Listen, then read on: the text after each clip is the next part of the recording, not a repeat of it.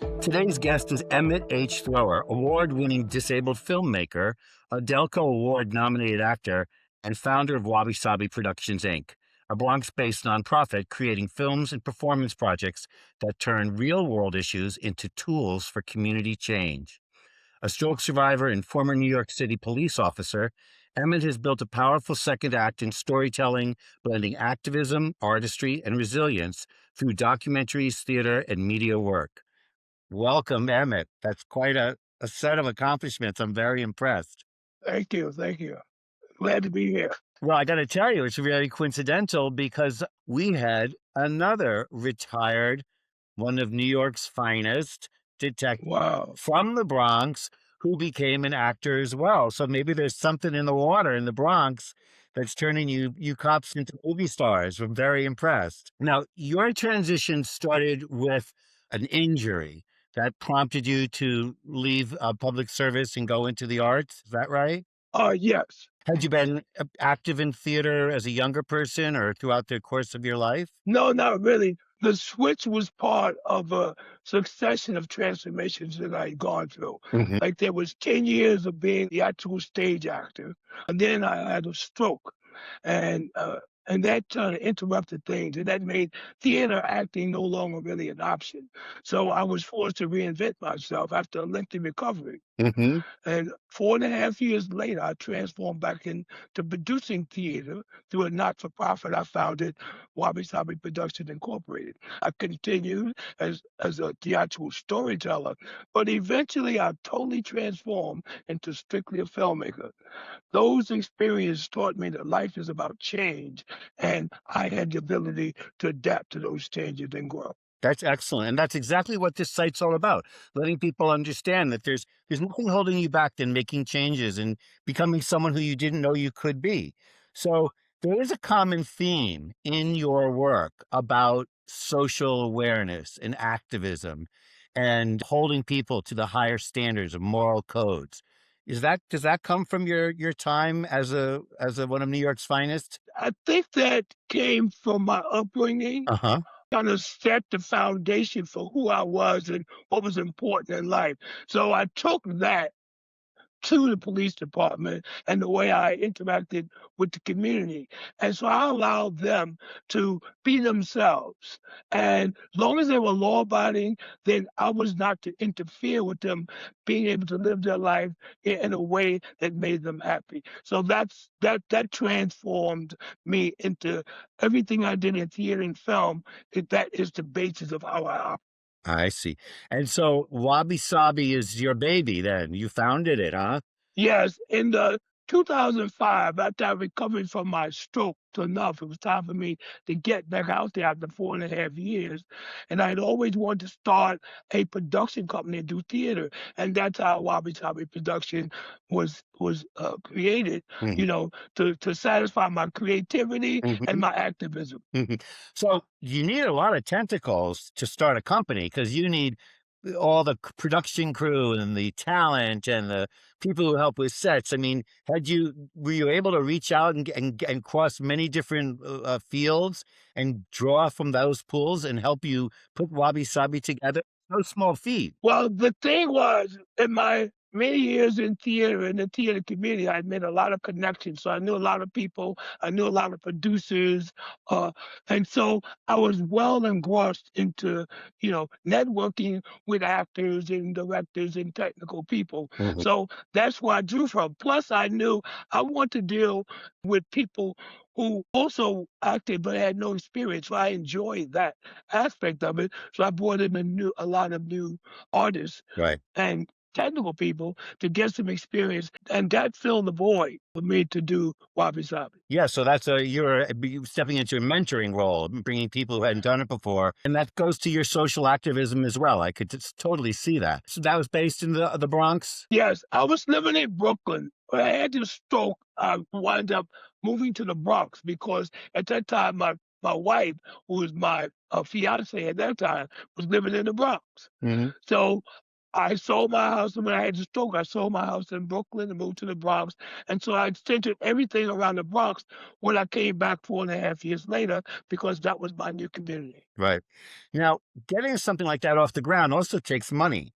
So, were you able to turn to local charities, or did you have a patron who said, I can help fund these things for you? How did you find the funds to make some of these things real? A lot of people struggle with that. I never factored that into it because I realized a lot of times for a small not-for-profit, there wasn't a lot of money available, right? But I'm saying that's not gonna be the thing that stops me. Right. So I found creative ways. I had to learn a lot of things. Sometimes I would produce 3 plays and open them the same night. Wow. And and what it was is that my wife was assisting me, Barbara, and my son would assist me. And literally, I wrote the play, I did the lighting, I might did the directing, and sometimes I even wrote a role for me in the play. So I literally would have to do the lighting, go up on stage, do my thing, get off, and come back. So you just have to be creative because you can't let things stop you from your passion. Right. So, between acting, directing, writing, technical crew work, I mean, do you have a passion for one over the other, or does all bits of it appeal to you? Well, I was in love with theatrical acting because of the fact that it was always in the moment. So I really had stopped doing film and totally focused on theater. But things change, things happen, and Right. because I could not do the acting, which was my passion, the way I wanted to do it, then so that forced me to adjust and really adapt film and bit parts because I was used to doing leads. Right. Yeah. Well, I mean, obviously, you're dedicated to the theater, so that's very clear. So, New Borning, a Bronx Tale award-winning autobiographical documentary born from an unfinished photojournalism collaboration and adapted into audiobook, ebook, and film. Can you tell us a little bit about that? Yes, that was an accidental autobiography Accidental. because I had swore that I would never do my documentary, my story. But what happened is this young photojournalist from Prague came and a friend introduced me to her, and she had this impression of the Bronx, and so did the people back in Prague. She wanted to dissuade them and show them that it's not what they think. And so, because I was busy doing some filming and teaching seniors a film we created together, so she followed me around, photographed everything, and was going to do a book. She was going to do she's a photojournalist, and she was going to do the photography, and I was going to write the words. I wrote up all the words, very poetic, all that stuff, and then COVID happened. And then her mother got sick, and she went back, and we never got around to doing that collaboration. But I had this great material. I said, you know what? Let me try and do an audio book. From the audio book, that's how we came into doing the film. Because as I was having this voiceover gentleman do the voiceover for me, I was in my final cut and realized, let me just put some images to what he's saying. And that's how it was created accidentally. That's very cool. It's sort of you reverse the natural course of events, but that's dedication. And it's actually really cool when cultures can, you know, unlikely cultures, Prague, South Bronx, come together and then you can share and you can learn something about one another through the art of film, acting, writing, production. So I think that's terrific. Where is Hope? The Art of Murder. I love murder. National documentary on police brutality and profiling against people with disabilities, available via Canopy. So that sounds a little dark. Emmett, can you share something about what's the genesis of that program? Yes, actually, there was another accidental documentary. I met this gentleman when I was doing a film. I was doing a film about a player, brother, about Hurricane Katrina that I wrote. It was a hip hop multimedia musical. And I put out press releases, and this disabled gentleman named Leroy Moore, who's the founder of Crip Hop Nation out in California, San Francisco, you know, of seeing the press release, and so I met him. His dream was to do a documentary about police brutality. Mhm. And when he brought it up, he had got together some artists to do a album from all over the world, artists, disabled musicians. And I said, well, if you're going to have some impact, you need to do a documentary. And so I volunteered with no experience doing documentaries. I don't know how I was going to do it. That's how that happened. It took us over 4 years to do that documentary. I thought it would take a year, but we got no support.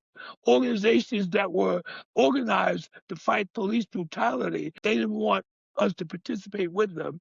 So we were left on our own, but I did it after over 4 years, and that's how that happened. Right. Did you have any personal experiences from your time as a police officer that were part of that story, or was it all very current and news stories that you encountered and unveiled? It was all very current and news stories. I mean, my years on the police department, I can only recall one time Hmm. that someone attempted police brutality and I was present. Right. And the one who did it was a young rookie, and we were in a crowded family dispute, and he was getting ready to take his nightstick and hit this pregnant woman. And I stopped him. And that was the only time, it didn't actually, because I prevented it, we would have been, I mean, we were surrounded by family. So that was the only time I really seen it Hmm. happen. So I was very skeptical about the national problem of police brutality because I never really seen it. But then when I started doing the work, I really, wow, I didn't know it was this big. And so that's how I got passionate about doing that process. Now, you've built this company. You've built your production company, Wabi Sabi. What advice would you give to a younger person, or even similar age person, who is going to embark on this same task to create a production company? Have you learned any lessons that if you had to start all over again, you wish you knew then what you know now? No, because I live in the moment, and I would advise people to live in the moment. Don't If you put obstacles like, "Oh, where's the money coming from? How am I gonna do this? You'll never do anything. Right. So what I did is I just two things I tell people: just keep moving. And if you keep moving, you'll get somewhere. But if you put obstacles in front of yourself, like if I hadn't done that, I wouldn't have Wabi Sabi Productions. I wouldn't have a lot of things I'm doing now. I refuse to accept that I can't find a way to get it done, with or without money. Right. Well, you definitely seem motivated because you've taken on a lot of different projects when you came from a whole different world earlier on. So I'm very impressed with that. You call films and entertainment, but you call them tools. Your films are entertainment, but you call them tools. So what's the difference between a film that moves people and a film that actually changes what people do next? Okay, traditional documentaries may entertain you. They're not designed to change what a person does. They're designed to bring about awareness or to teach you about something. My films are designed to be used as tools. Now, they may be entertaining. That's just the nature of the beast. But from the very beginning, you know, I'm building it so that people, if they see it, can take this film and organize around that film to bring community together, people in the talk. It's a mechanism to start the process for change in the community, to bring opposing sides together and let's talk about it. So the commercialization design of the film was not a major part of the creative process. See, traditional documentary films alone, they just do not consistently accomplish a measurable action outcome beyond butts in the seats or eyes on the screen. So currently, myself and some others from 6 different states, we're building a framework and a startup company that will revolutionize documentary filmmaking, that will have measurable outcomes. We facilitate outcomes using a system that creates measurable impact data in ways not previously done. Our startup is an LLC called Film the Faith in Action, and is built to get people moving. You speak so passionately about this, and we live in some troubled times right now. And the fact that this is like, multi-regional effort, people come from different regions of the United States, they face different challenges. But the fact is, as a nation, as a country, and as a world, we've got a lot of issues right now that are require some attention to equal the playing field.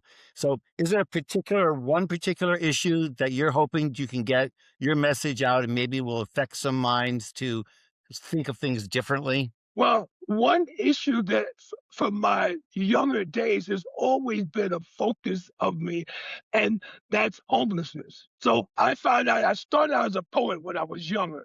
I wrote poetry about homelessness. That's all. I really wrote a lot of poems, and so that has always been a theme of me, of people who don't have a place to stay, and there's a lot that goes with that. No food, no medical, no real life, and that's a tragedy. I mean, we are our brother's keeper, so that's the issue, that if people could find some way in their personal life to support or help the cause of homelessness or houselessness, then that would really make me really happy. And, homelessness, the face of the homeless has changed over years because of the skyrocketing cost of just living.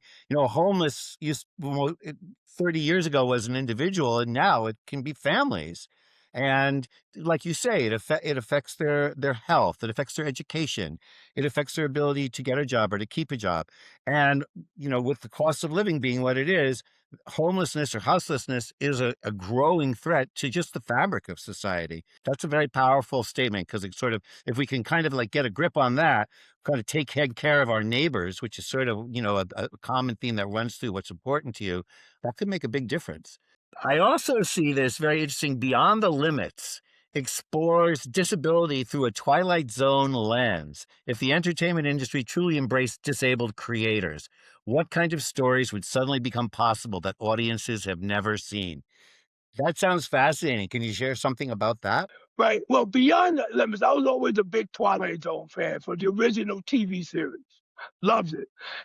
But I always wanted to try and do something like that, but I never really had a concept I believe was worthy of trying to do something that Rod Serling was a genius created. So I didn't do it. Then I started getting more involved with disability projects outside of everything else I do. And it dawned on me that they don't create films for people with disabilities to just enjoy as entertainment. It's always about their disability or they overcame something. It's always basically the same kind of storyline. But people with disabilities, they like to laugh, they like to see horror. And so why not put them in those stories? Let them create those stories. Let them write those stories. Let them produce those stories because that's such an untapped community. I mean, you got a quarter of the population have some kind of disability, and so you eliminate a quarter of the population from the creator community. Right. Yeah, you're absolutely right. They're often cast as victims. And they don't have to be victims. They can be heroes. They can be comics, they can be artists, they can be lovers, they could be one of a million things. And I think that the film industry and the theatrical industry and a lot of industries have overlooked that. Of course, we're going over because I talk too much and I love listening to you talk. But I do have one more question. The spray can stories. This sounds fascinating. Started as one documentary now and wants to become a series. What did graffiti artists teach you about visibility, identity, and being underestimated? Graffiti artists are part of the hip hop culture. They are the original element. And what I discovered is these guys, over 40 or so years, many of them, have lifelong friendships. They're very respectful relationships. They have a supportive community. And their effort to build up their community is what they're about. They're not there to destroy it, as people, label them. And now that they have global visibility because of their art that they were chastised and arrested for back in the day, and they did it out of passion. They were letting people know, we here. You're trying to eliminate us, but we're not invisible. We're here and we have an identity. And they never underestimated themselves. It was the other side of the world, outside of their world, who underestimated them. Right. Well, some of the work is absolutely breathtaking. I have to wrap it up. My producers kill me, and when I always go over, that's me.